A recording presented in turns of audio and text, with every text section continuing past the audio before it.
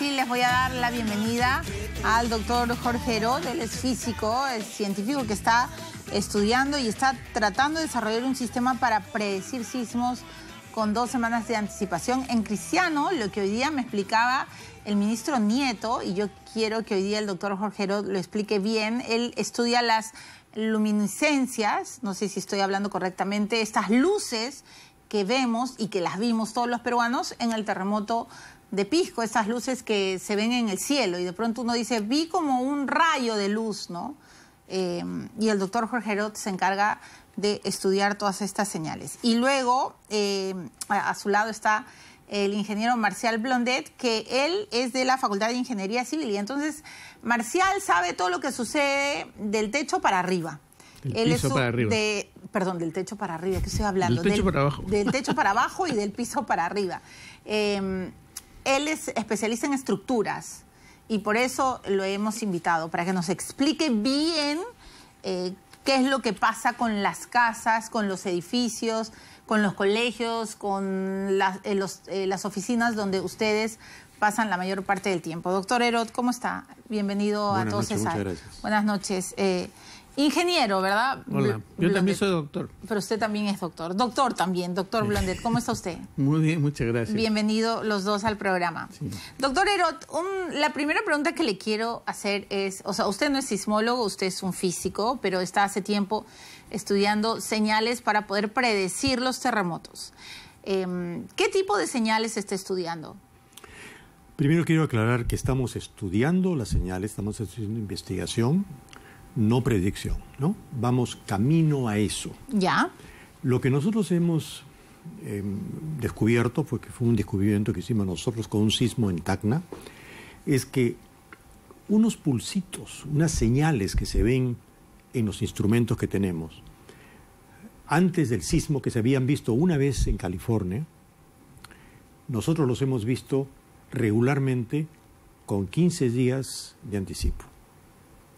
Es decir, la placa de Nazca que presiona tratando de meterse por debajo de la placa continental en un proceso que se llama subducción, este proceso produce un empuje, significa esfuerzos. En la física, en estructuras también se llaman esfuerzos, que es algo como una presión, excepto entre dos sólidos. Y esto produce cargas eléctricas. Cargas eléctricas igual que, por ejemplo, en una aurora boreal. Entonces, las luces que hemos visto nosotros son algo parecido a las luces en una aurora boreal. Es decir, son partículas eléctricas que chocan con los átomos del aire, nitrógeno, oxígeno fundamentalmente, y producen ruptura dieléctrica. Eso significa una descarga eléctrica pequeña y se ve como una luminiscencia que se mueve. Por estos esfuerzos. Producto de estos... del esfuerzo, de la presión que está ejerciendo. La mejor manera de decirlo es presión, aunque realmente es un esfuerzo, que produce una placa al introducirse debajo de la otra. Ahora, lo que nosotros hemos hecho, hemos demostrado, lo hemos publicado, que estos esfuerzos producen luminiscencia. No toda la luminiscencia, un sismo, proviene de esto. Puede venir de transformadores que revientan, de líneas de transmisión que chocan, de procesos eléctricos hechos por el hombre, por maquinaria del hombre. Pero nosotros nos hemos concentrado en aquellos lugares como la isla San Lorenzo, como el Morro Solar, como las islas Horadadas que están frente a Magdalena. Todo esto ha producido luces. Las islas en Chincha, a lo largo de la costa, 300 kilómetros, ha sido estudiado por el doctor Leonidas Ocola, del Instituto Geofísico del Perú, se han reportado luces en el sismo de Pisco. Se han visto en México ahora último, se han visto en numerosos lugares. Nosotros tenemos un video que registramos en la Universidad Católica, una cámara de seguridad que estaba enfocando hacia la isla San Lorenzo, exactamente hacia el oeste. Es un lindo video porque está en colores, está con señalización en milisegundos, podemos medir tiempos, es un documento científico importante, lo hemos publicado en nuestra página web, y esto se ha dado a conocer, es el mejor video que existe sobre luces documentado. Ahora, lo que nosotros estamos haciendo no está basado únicamente en luces, porque las luces se ven de noche. En el día compite con la luz solar y no se ven. No es una buena forma de que nos dé una impresión de que va a haber un sismo. Como una anécdota histórica, cuando hubo el gran sismo de Lima, 1746, un 28 de octubre, el agua se salió, hubo un tsunami enorme, llegó a Carmen de la Legua, etc. Todos conocemos esa historia. Bueno, exactamente 21 días antes, el 7 de octubre, se reportaron lenguas de fuego que salían de las paredes de piedra de una prisión que hay en la isla San Lorenzo, todavía está ahí. Es una prisión antigua de la época de la colonia. Y de los cerros rocosos de la isla San Lorenzo. Entonces hay evidencias que los grandes sismos producen estas luces antes del sismo. En ese caso, 3 semanas. Nosotros estamos viendo señales con 2 semanas de anticipo. Pero lo que nosotros hacemos, lo que estamos estudiando, no son propiamente las luces. Las luces nos sirven, pero no es el fondo. Lo que estudiamos son señales que registramos con instrumentos. Tenemos 10 de esas estaciones en el Perú. Y estamos estudiando, recogiendo, haciendo publicaciones. Y estamos empezando a entender muy bien qué cosa es lo que sucede antes del sismo. ¿Ha visto señales de luz últimamente? No. No. Porque se habla todo el tiempo de que va a haber un fuerte terremoto en Lima. Por supuesto, los sismólogos estudian estos fenómenos de otra manera. Lo estudian con balance de energías, con estadísticas. El Instituto Geofísico del Perú hace eso.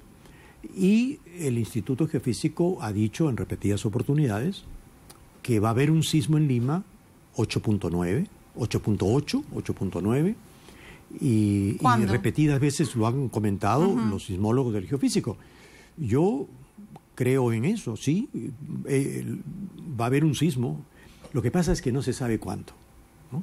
Es como yo le digo, yo estoy seguro que en los próximos 2 años me va a dar una buena gripe, por ejemplo, ¿no? Pero no sé cuánto. Pues estoy casi seguro que me va a dar una gripe porque nos da la gripe de vez en cuando. Entonces, pero no le puedo decir cuánto. Lo que nosotros pretendemos hacer, caminamos hacia, es tratar de ver si hay ya el pequeño dolorcito de garganta o el pequeño que nos dice que se aproxima la gripe. Claro, porque todo el tiempo se está hablando de esto, ¿no? Va a haber un terremoto en Lima, hay que estar preparados, y ahora voy a preguntarle, por supuesto, al doctor Blondet sobre las estructuras, pero el silencio sísmico está haciendo mucho ruido, ¿no? He escuchado 1000 metáforas sobre esto y entonces es como que, por Dios, ¿cuándo va a ocurrir este terremoto que todos tenemos sobre la cabeza? Así es, no lo sabemos. No lo sabemos, tenemos que estar preparados. Pero usted ha dicho que en 2 años se va a enfermar de todas maneras. Es probable, el doctor Blondet se ríe, pero es probable que ese terremoto sea pronto, doctor Herod. Yo no le puedo decir eso. Muy bien. No, imposible. Sería irresponsable. Yo no puedo. Claro. Posiblemente el geofísico, el doctor Tavera, por ejemplo, director del geofísico, yo creo que él tiene mucho mejor apreciación en ese largo plazo. Okay. Nosotros no estamos en esa área. Nosotros no estamos en competencia con los sismólogos. Nosotros lo que estamos haciendo es encontrar maneras de entender lo que sucede en Lima a unos 50 o 60 kilómetros bajo tierra. Pensamos, tenemos evidencias que nos da señales, ¿no? Envía señales que podemos registrar instrumentalmente. Y si usted pudiera resumir lo que pasa en Lima, kilómetros más abajo, así de manera muy fácil para que todos lo tengamos en la cabeza, ¿qué nos diría? Yo no le puedo decir, como le digo, en el largo plazo. No, yo sé, yo entiendo, pero usted ha estudiado, estudia todo el tiempo los esfuerzos, la presión de estas placas. O sea, ¿usted nos diría que vivimos en una zona altamente peligrosa? No me atrevo yo a decir eso. Lo que sí le puedo decir es que vemos actividad en diferentes sitios. Tenemos estaciones en Lima, 2, tenemos 4 estaciones en el departamento de Ica y tenemos 3 en el departamento de Tacna y 1 en Moquegua. Eso es lo que tenemos. Y en todas ellas vemos actividad. Muy bien. Vemos actividad con nuestros sensores. Estudiamos esa actividad, pero no le puedo decir qué pasa en Lima o qué va a pasar en Lima. Ok, ¿no? clarísimo. A menos que tengamos algún caso que podamos recibir. Claro, lo más importante que me acaba de decir hoy día es que no ha visto luces últimamente, para empezar. Eso está bien. Últimamente no hemos visto. Claro, luces. porque si hubiera sido así con 2 semanas, me quedaría claro que de repente en 2 semanas va a haber un terremoto. No Está bien. vemos. Además, Está las bien. luces en el sismo de Pisco, en Lima, no se vieron con anticipación. Fueron luces cosísmicas, es decir, se vieron en el momento sí. que llegaba la onda sísmica. Es verdad. Como decía el doctor Blondet, hay 2 ondas sísmicas que llegan, una lo que se llama la onda P y la onda S. La onda P llega primero. Se siente un pequeño zamacón. Es lo que sentimos. A veces viene con ruido, a veces no, pero se siente un pequeño movimiento que dice algo se movió, ¿no? Luego de un tiempo de varios segundos llega la onda S, dependiendo de la distancia. Este no es exactamente el caso del sistema de alerta que tienen los mexicanos. Los mexicanos tienen un sistema de alerta basado en sismómetros que están en la costa del Pacífico y la Ciudad de México está a 300 o 400 kilómetros adentro. Por lo tanto, hay un retardo ahí del orden de 30, 40, 50 segundos de retardo. Entonces, lo que ellos hacen es, sienten un sismo en la costa del Pacífico, generan una señal que va por celular, por radio, por teléfono, a una velocidad totalmente distinta, y por lo tanto, en Ciudad de México, se siente la alarma y 30, 40 segundos se siente el sismo.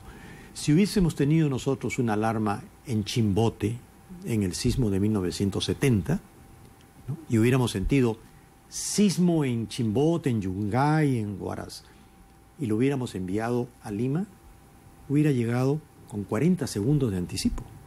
400 kilómetros, aproximadamente 10 kilómetros por segundo la diferencia entre la onda P y la onda S, 400 entre 10 le da 40 segundos.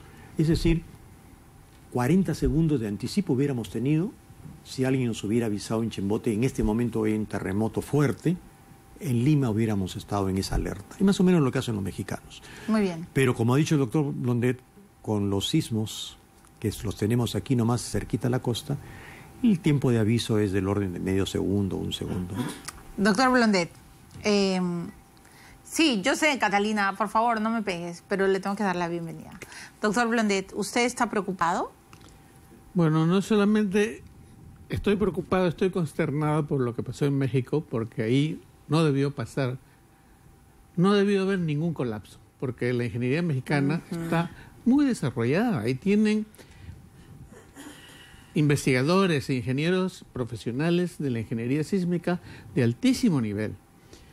Y el propósito de la ingeniería sísmica es prevenir que sucedan estas cosas.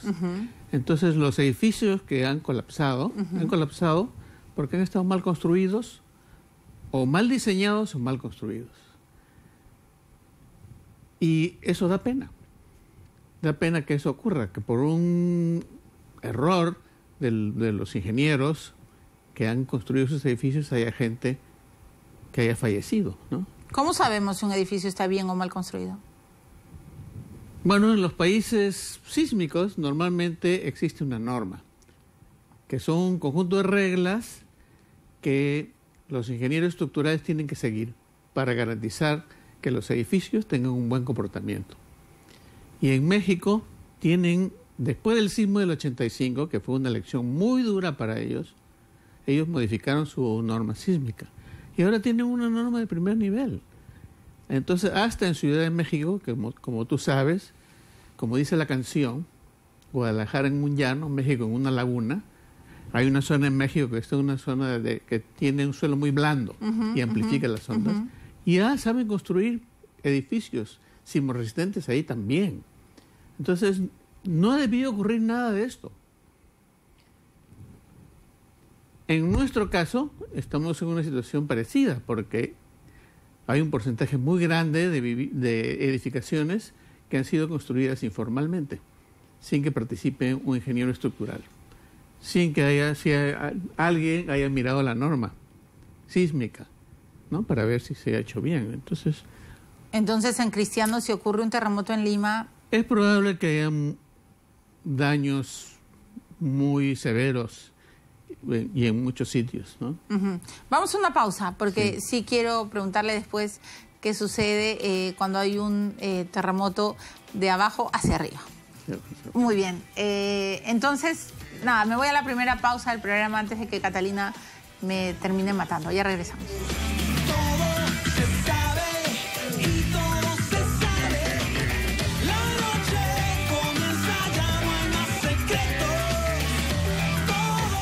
Bueno, muy bien, ahora voy a comenzar con el doctor Marcial Blondet, que es un ingeniero, un doctor especialista además en estructuras.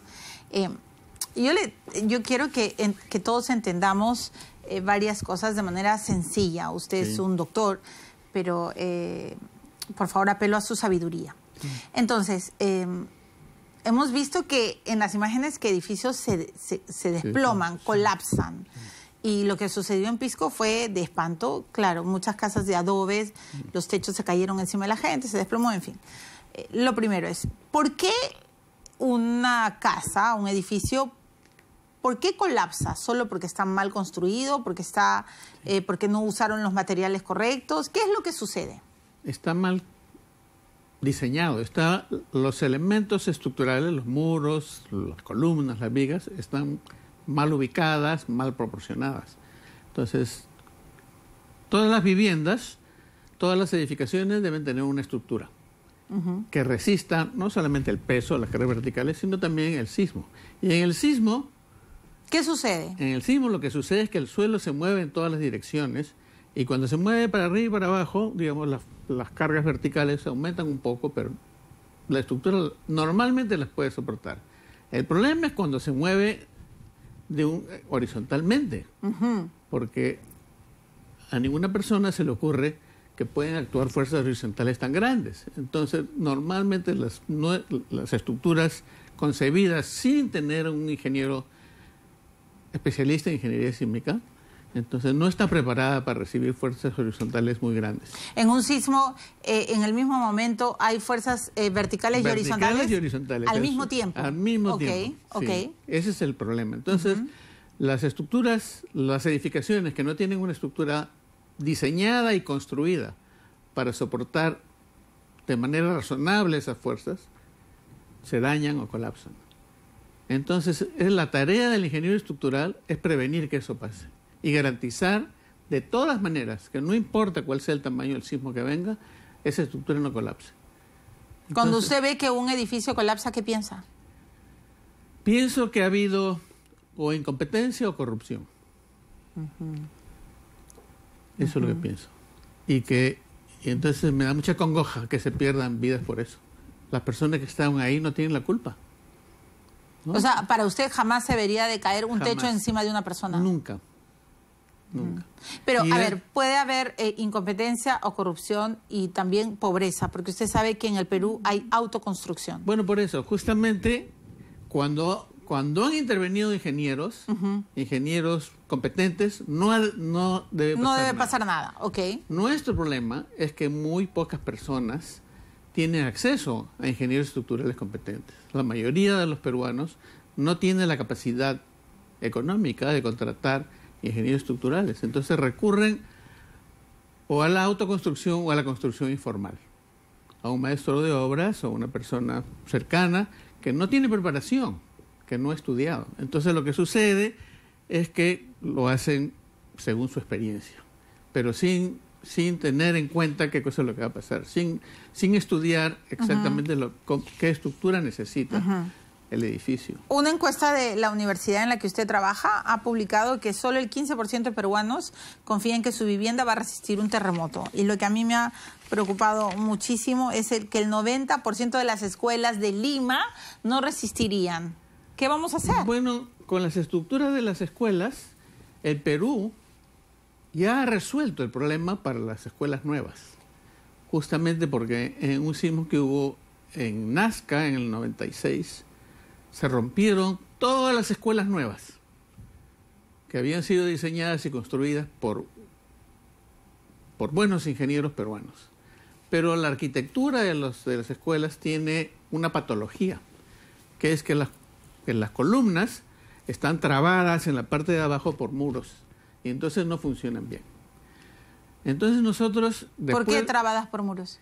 Sí, entonces hay una estructura de concreto y luego en un lado, si tú tienes la edificación escolar en este sentido, y aquí está el aula, entonces las ventanas que dan a la calle son ventanas altas y las ventanas que dan al patio son ventanas un poco más bajas.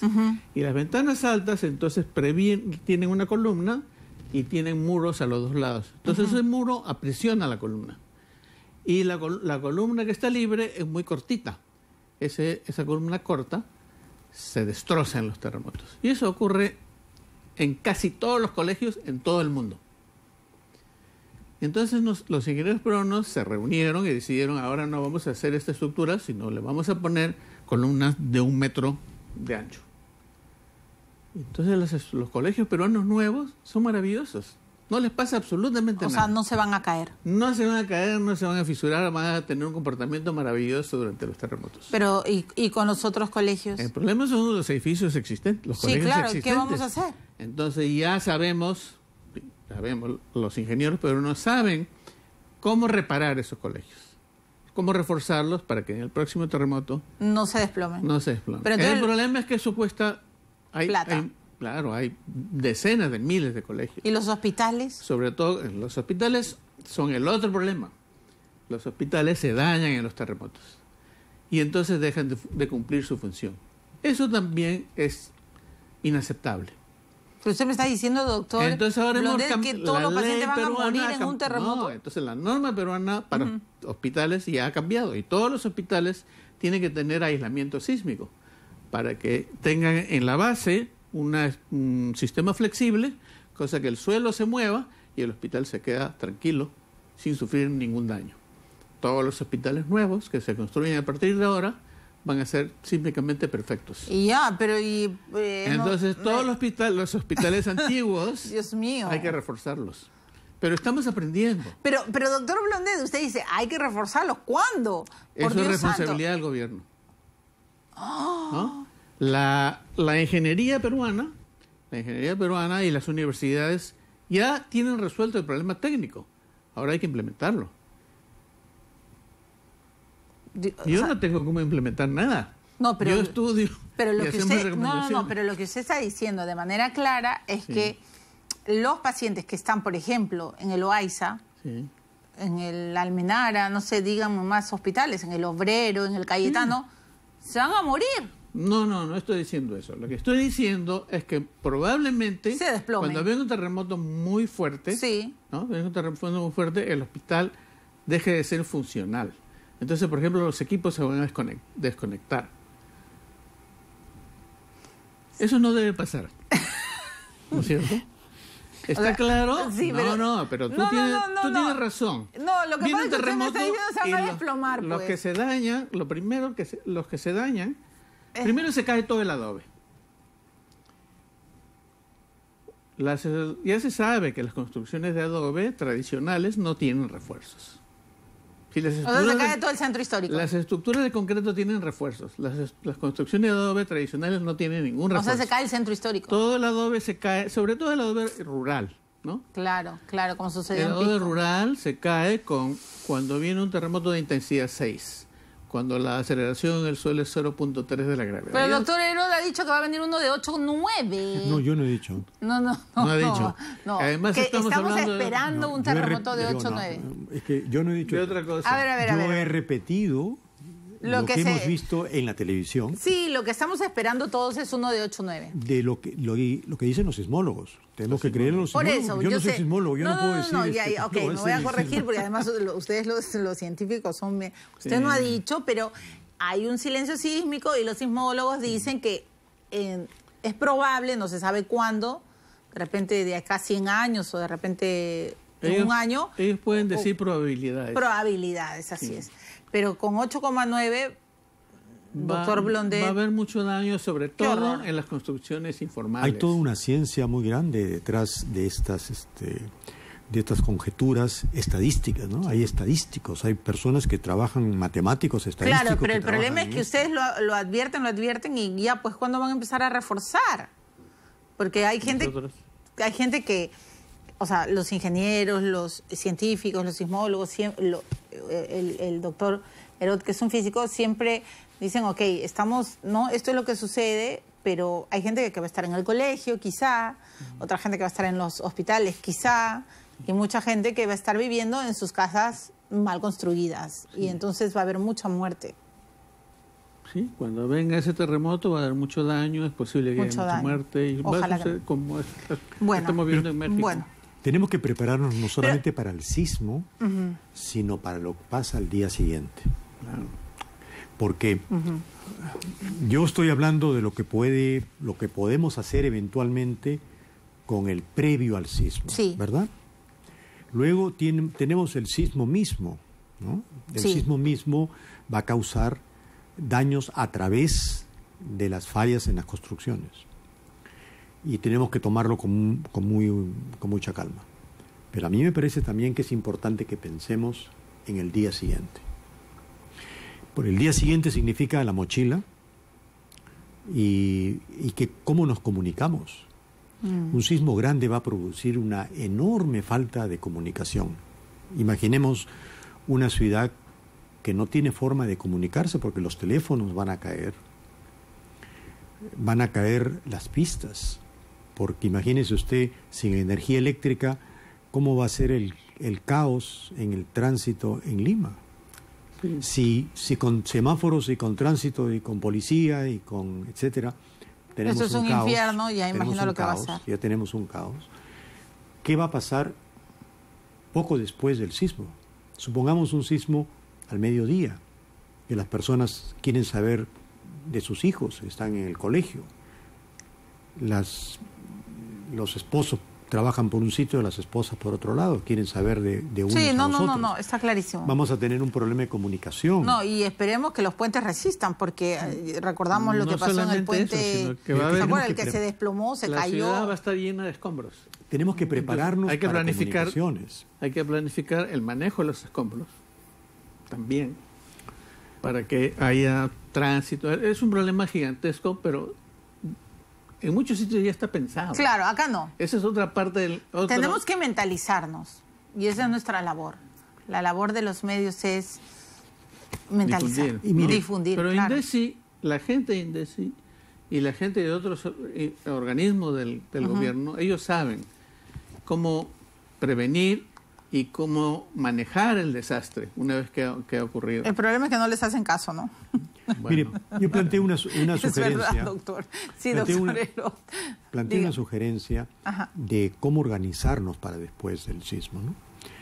Por ejemplo, si confiáramos en que los colegios, todos pertenecemos a un colegio por votación, donde vamos a votar. Sí. Y casi todas las elecciones vamos a votar al mismo colegio. Si tuviéramos que los colegios tengan equipos de radiocomunicación con batería. ¿Por qué los colegios? Porque los colegios es donde están los niños y donde los padres van a querer saber en primera instancia cómo están. Los colegios podrían ser núcleos de organización. Y si todos tenemos y si todos tenemos un sitio donde vamos a votar que está cerca de nuestra casa, las últimas elecciones se hizo mucho mejor que en anteriores oportunidades. Yo podía ir a votar al colegio, ahora sí, a pie, como debía ser, y no congestionar la ciudad, desplazarnos a otros sitios lejanos. Pero, doctor Heró, después de lo que ha dicho el doctor Blondet, yo no voy a querer ir a un colegio. Pero porque ya se sabe cómo no, sí, pero no se ha protegerlo. reforzado.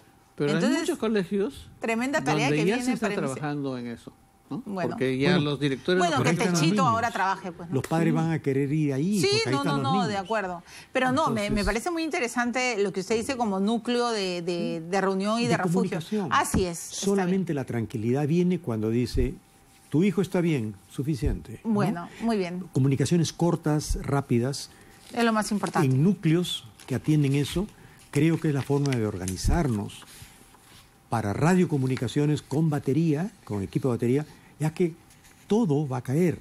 Exacto. Las células de teléfonos celulares también van a caer. No que se caigan, sino que van a sufrir una congestión extraordinaria que no van a Exacto. permitir la comunicación. Así es, Se como bloquean. sucedió. Como Así es, sucedió en como ha Pizón. sucedido. Pero bueno, ahora es tiempo de la galleta. Yo sé que usted es físico y que no cree en estas cosas, pero igual se la voy a dar. En mi programa se No abre tengo una ningún galleta. problema con la galleta. Ay, qué bueno, doctor Blondet. Y los Un placer mensajes- conocerlo, doctor Blondet. Además, lo voy a volver a invitar porque a los dos. No, encantado. Pero esto de las estructuras, ya entendí. Entonces es horizontal y vertical. Se Es mueve una chocolateada ahí, en suacatá. todas las direcciones. Ahora entiendo todo. Pero pues, los claro. ingenieros estructurales sabemos Yo sé. qué hacer con ellas. Y por eso es que los arquitectos siempre tienen que estar con un ingeniero. Si no, van muertos también. Y hasta estamos trabajando Exacto. en sistemas para que la gente que no tiene acceso a un ingeniero sepa cómo construir mejor. Exacto, de eso se trata, hay que ayudar. Doctor Herod, un placer conocerlo. Ojalá y usted pueda seguir reforzando Encantado ese estudio. también. La El veo ministro- bastante por en Le agradezco. en El ministro televisión. Nieto me ha dicho de que va a apoyar mucho su labor como investigador. ¿Qué dice su galleta? Todo llega a quien sabe esperar.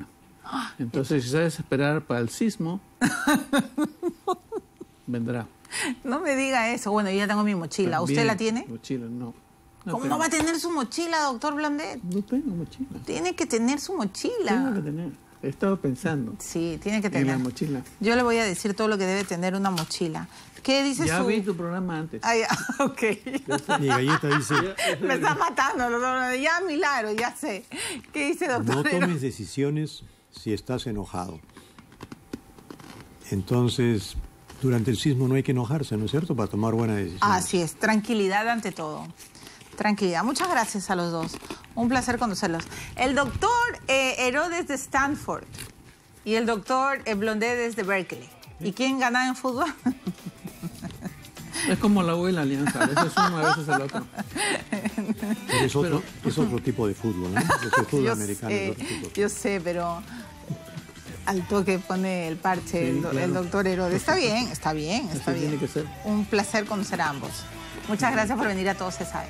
Gracias por la Me voy a la invitación. pausa, regreso con... Hay otros terremotos, bueno, pero ahora parece que hay un silencio sísmico, porque hoy día, después de la pausa, les voy a contar todo. Javier Velázquez Quesquén y Edu Vergara Pinto, congresista de Fuerza Popular. ¿Van a votar o no a Kenji? Ya regresamos.